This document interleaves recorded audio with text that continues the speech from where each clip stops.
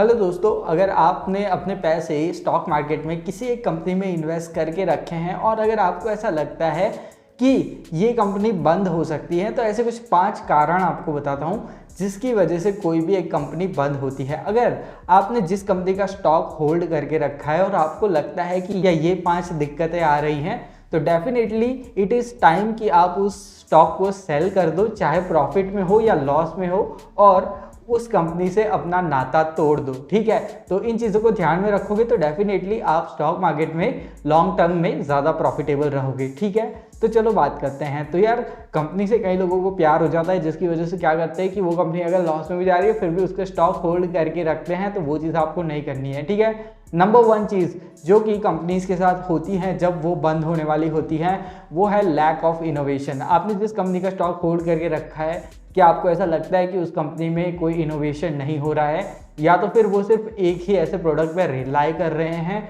जो कि प्रोडक्ट पुराना है और वो चल गया था उस कंपनी का एक प्रोडक्ट, लेकिन वो जो नए प्रोडक्ट लॉन्च कर रही है वो कंपनी वो अच्छे से परफॉर्म नहीं कर रहे हैं, या तो फिर जो नए प्रोडक्ट्स हैं उनकी क्वालिटी बहुत ज़्यादा अच्छी नहीं है। ठीक है, तो अगर ऐसी कुछ चीज़ें हो रही हैं तो डेफिनेटली यार इट्स टाइम कि आप उस स्टॉक को सेल करो और अपने पैसों को बचाओ। ठीक है, भले ही थोड़ा लॉस में सेल कर दो, but it's time to exit the company.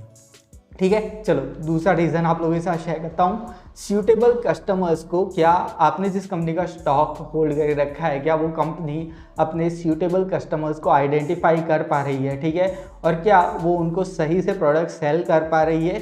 क्या उस कंपनी के जो कस्टमर्स हैं वो सिर्फ एक ही बार तो प्रोडक्ट नहीं खरीद रहे हैं? क्योंकि देखो, कई बार ऐसा भी होता है कि कोई एक कंपनी है जो एक बार तो अपना प्रोडक्ट बेच लेती है, लेकिन दूसरी बार कोई भी कस्टमर उसके पास से प्रोडक्ट नहीं खरीदता। That is also a problem, because अगर दूसरी बार कोई कस्टमर एक प्रोडक्ट को नहीं खरीदेगा तो इसमें कंपनी की ग्रोथ कैसे होगी?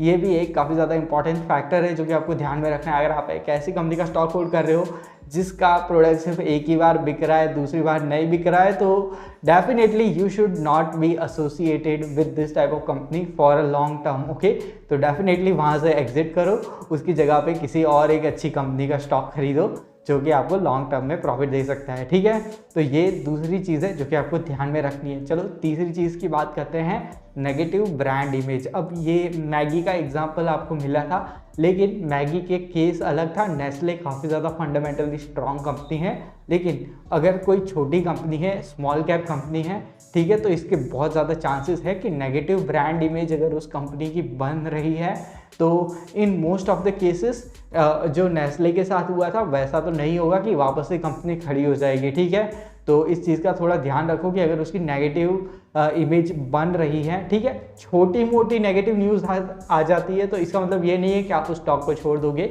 लेकिन अगर आपको ऐसा लगता है कि लॉन्ग टर्म में काफ़ी लंबे टाइम से इस कंपनी के बारे में नेगेटिव पे नेगेटिव न्यूज़ आ रही है, तो definitely it is time to reconsider. And अगर आपको ऐसा लगता है कि अब इस कंपनी का कोई फ्यूचर नहीं है, एग्जिट कर दो। ठीक है, उस कंपनी से प्यार करने की ज़रूरत नहीं है। ठीक है, चलो नेक्स्ट पॉइंट पे बात करते हैं, not up to mark service. ठीक है, आपने एक कंपनी अपना प्रोडक्ट बेच लेती है, लेकिन उसके बाद शायद उस प्रोडक्ट के रिलेटेड कंपनी को कोई सर्विस देनी होती है, वो सर्विस कंपनी ठीक से नहीं प्रोवाइड करती, कस्टमर्स की बहुत ज़्यादा कंप्लेन आती हैं।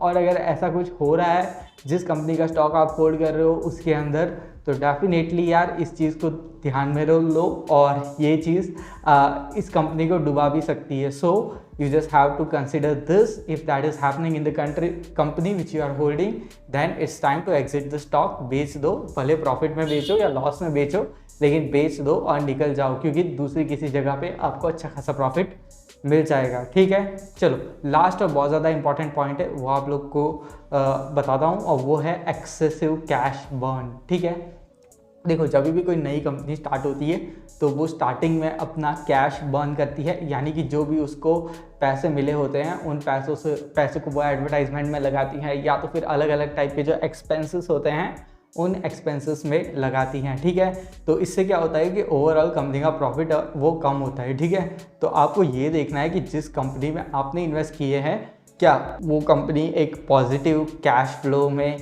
चल रही है। ठीक है, नेगेटिव कैश फ्लो तो नहीं आ रहा है, या तो फिर कंपनी जितना प्रॉफिट कर रही है उससे ज़्यादा खर्च तो नहीं कर रही है।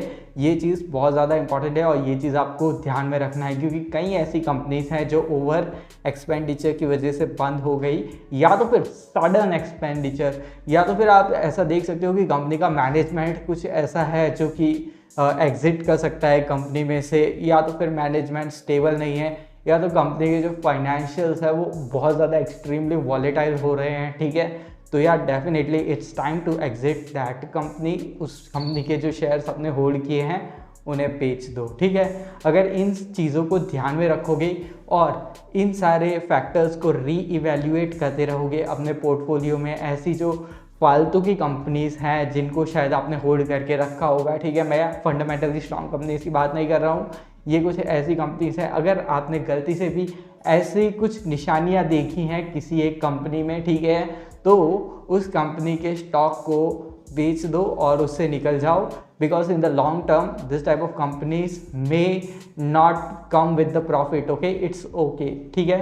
तो ये चीज़ थोड़ा ध्यान में रखोगे और ये थोड़ी बिजनेस की बारीकियां हैं जो शायद आप अगर समझ लोगे तो डेफिनेटली यार इन द लॉन्ग टर्म आप स्टॉक मार्केट से तगड़ा वाला प्रॉफिट करोगे। और उस प्रॉफिट का थोड़ा सा हिस्सा मेरे चैनल को शेयर कर देना, ठीक है, पैसे नहीं मांग रहा हूँ, सब्सक्राइब बटन को प्रेस कर देना, उससे आपको 100 साल का गुड लक मिलेगा। लाइक बटन को प्रेस कर देना, उससे आपको 200 साल का गुड लक मिलेगा।